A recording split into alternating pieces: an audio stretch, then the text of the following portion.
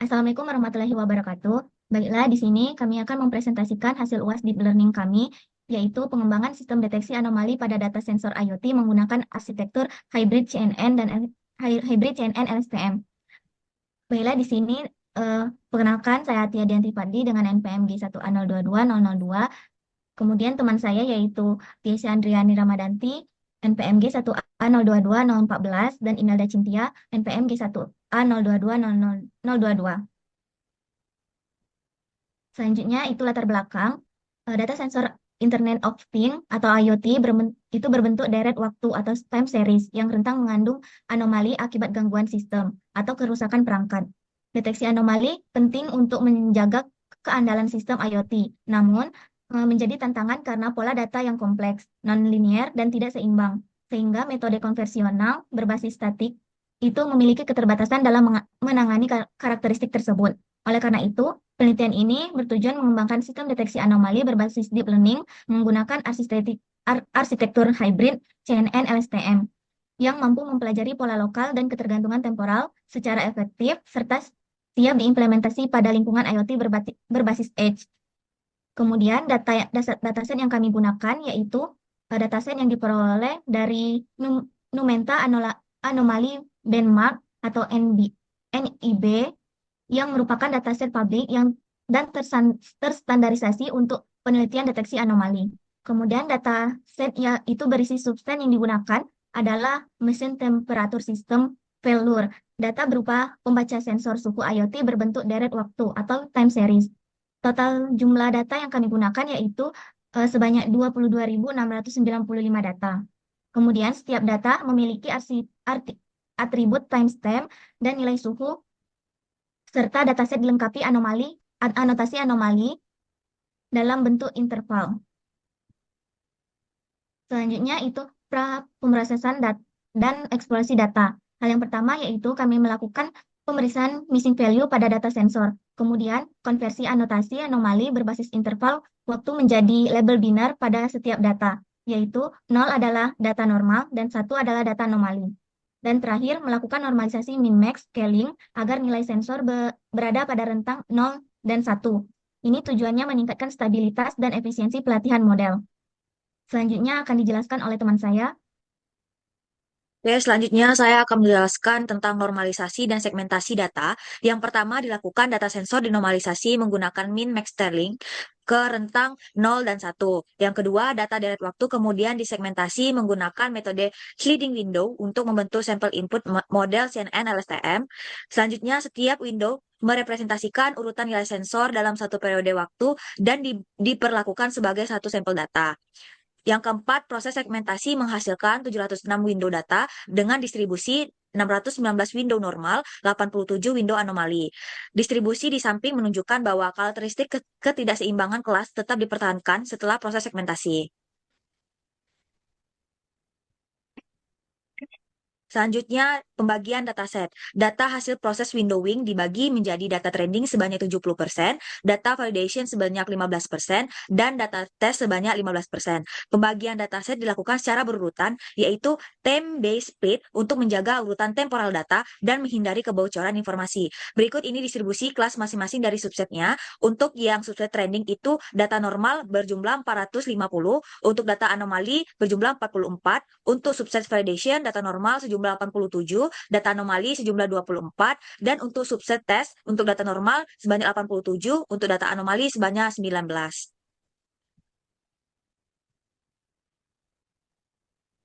Selanjutnya adalah implementasi model arsitektur CNN LSTM.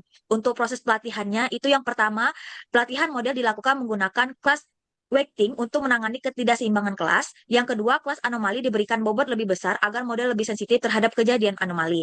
Yang ketiga, model dilatih selama maksimal 50 epoch dengan batch size 32. Yang keempat, data tidak diacak untuk menjaga urutan temporal. Dan yang terakhir, untuk penyesuaian learning rate dan penggunaan callback dilakukan untuk menjaga stabilitas pelatihan dan mengurangi overfitting. Selanjutnya akan dijelaskan oleh teman saya, Tisha.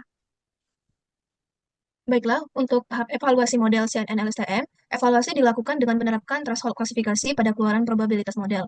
Threshold sebesar 0,05 digunakan karena model menghasilkan skor probabilitas anomali yang relatif rendah, sehingga diperlukan threshold yang lebih sensitif. Pengujian pada data uji menunjukkan bahwa seluruh data anomali berhasil terdeteksi dengan nilai recall sebesar 1. Namun, nilai precision dan akurasi yang rendah masing-masing sebesar 0,179 menunjukkan adanya false positif yang tinggi, di mana sebagian besar data normal diklasifikasikan sebagai anomali. Terlihat di sini terdapat confusion matrixnya.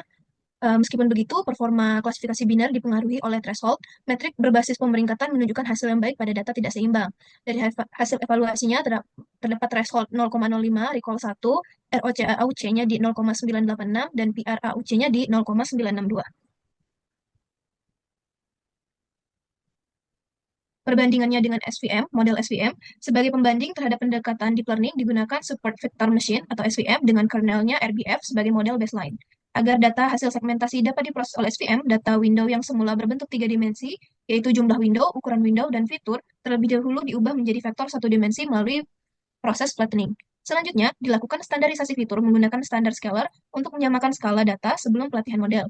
Selain itu, penanganan ketidakseimbangan kelas diterapkan dengan menggunakan parameter class weight sama dengan balance, sehingga kontribusi kelas anomali dan kelas normal dalam proses pelatihan menjadi lebih seimbang. Di sini dapat terlihat perbandingan akurasi, precision, recall, F1, F1 score, dan ROC-AUC dari masing-masing model. Kemudian terdapat hyperparameter tuning. Hyperparameter tuning dilakukan untuk memperoleh konfigurasi CNN LSTM terbaik dalam mendeteksi anomali. Parameter yang dioptimasi meliputi kernel size, jumlah unit LSTM, dropout, dan learning rate. Menggunakan grid search pada data pelatihan dan validasi dengan class weight tuning, serta early stopping berbasis ROC-AUC. Sebelum tuning, model memiliki ROC-AUC yang sangat tinggi. Namun, keputusan klasifikasi belum seimbang. Setelah tuning, diperoleh konfigurasi terbaik dengan kernel size 5, LSTM 64, dropout 0,3, dan learning rate-nya di 0,0001, yang menghasilkan performa klasifikasi lebih andal daripada data uji. Hasil utama dari tuningnya dapat dilihat di sini akurasinya sebesar 96%, precision-nya 1, recall-nya di 0,79, dan ROC-AUC-nya di 0,92. Baiklah, sesi selanjutnya itu ya, demo yang akan dijelaskan oleh teman saya. Baiklah, di sini merupakan kode yang telah kami buat, dimulai dari identifikasi masalah dan dataset.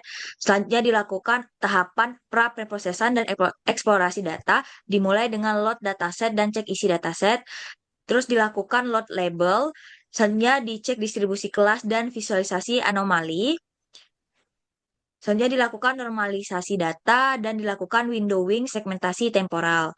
Untuk tahapan selanjutnya dilakukan split dataset yang sebanyak 75% untuk training, 15% untuk validation, dan tes untuk 15%. Selanjutnya ada implementasi dari model CNN dan LSTM. Selanjutnya ada compile model dan metrik. Terus yang terakhir ada callback. Oke, selanjutnya yaitu tahapan pelatihan evaluasi dimulai dari training CNN LSTM-nya menggunakan callback dan class weight. Selanjutnya untuk evaluasi metrik lengkap seperti akurasi, precision, recall, F1, dan ROC-AUC-nya dimulai dari threshold tuning menggunakan data validasi. Kemudian setelah didapatkan threshold terbaik, itu kita evaluasi menggunakan data test. Selanjutnya kita bandingkan menggunakan baseline SVM. Selanjutnya di sini terdapat tabel perbandingan antara hasil dari model CNN LSTM dengan SVM. Kemudian berdasarkan model sebelumnya, kita perlukan optimasi dan deployment. Di sini optimasi menggunakan hyperparameter tuning dengan metode grid search. Kemudian ini kita dapatkan hasil parameter terbaiknya sebagai berikut. Kemudian kita jalankan lagi modelnya dan kita train ulang. Didapatkan hasil sebagai berikut dengan tes ROC-AUC-nya di 0,92. Kemudian di sini terdapat juga confusion matrix untuk model CNN LSTM yang sudah di hyperparameter tuning tadi. Kemudian model yang sudah di hyperparameter tuning tadi menggunakan format TF-Lite. Selanjutnya modelnya kita inferensikan untuk mengetes kemampuan model dalam mendeteksi anomali. Di sini didapatkan hasil bahwa probabilitas anomali itu di 0,54 dinyatakan sebagai anomali. Untuk prediksinya dinyatakan sebagai anomali. Baiklah, dari hasil deteksi anomali menggunakan arsitektur hybrid CNN dan STM, dapat disimpulkan bahwa model CNN dan STM mampu membedakan data normal dan anomali dengan baik. Sebelum tuning, model memiliki ROC-AUC sangat tinggi, yaitu 0,986.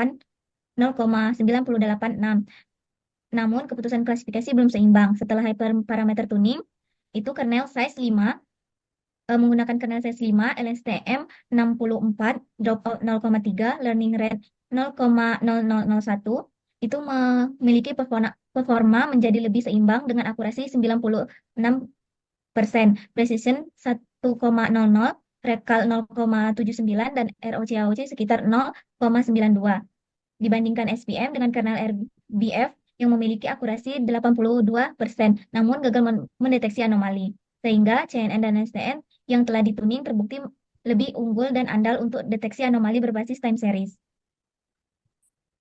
Baik, itu saja hasil dari presentasi UAS Deep Learning kami. Saya akhiri. Wassalamualaikum warahmatullahi wabarakatuh.